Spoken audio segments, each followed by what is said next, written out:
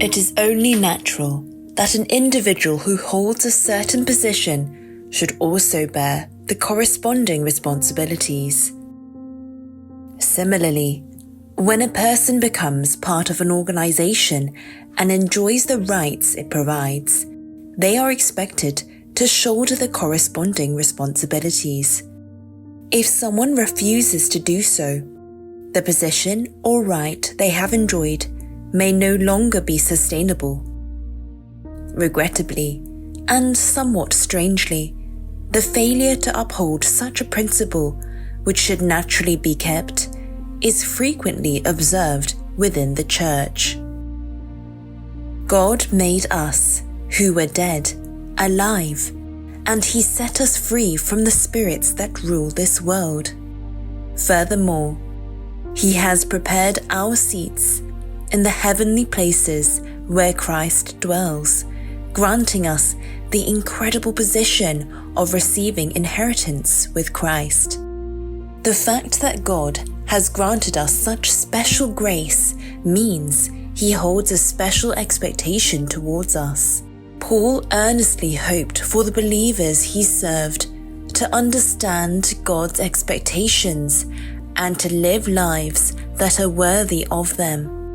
Since the Creator God called them, Paul wanted them to respond in a manner that corresponds to the weight of God's calling. In truth, if God has a desire for us, it is only proper that we follow it unconditionally. Considering that He is the sovereign of all things and that the final judgment of each person will be carried out according to His will, there is no room for dispute. However, God does not force His will upon people. Rather, He calls each individual. This is because God truly desires those who have received His calling to use their willingness and to follow His will with gratitude and joy. Therefore, when Paul encouraged believers whom he should protect, he did not exert unilateral force, but approached them as if making a heartfelt plea.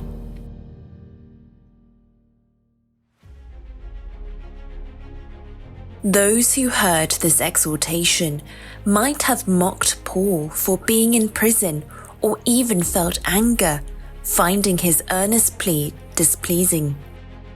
However, none of this mattered to Paul. What was crucial for him was that God's will to safely lead them to heaven was fully realized.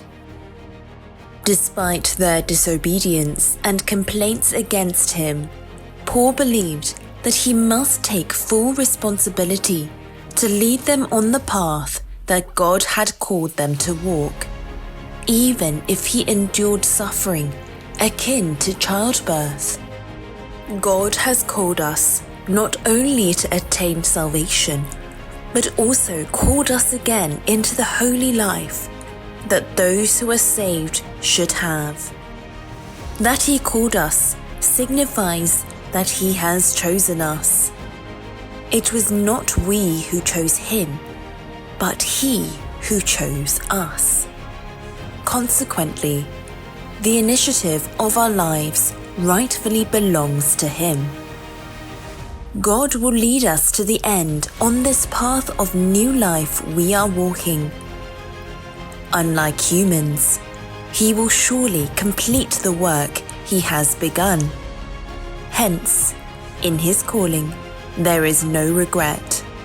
Let us not doubt God who has called us, but move forward on the new and living way He has opened for us. Let us not ignore the path He guides through the church, but instead walk on the path with all our hearts.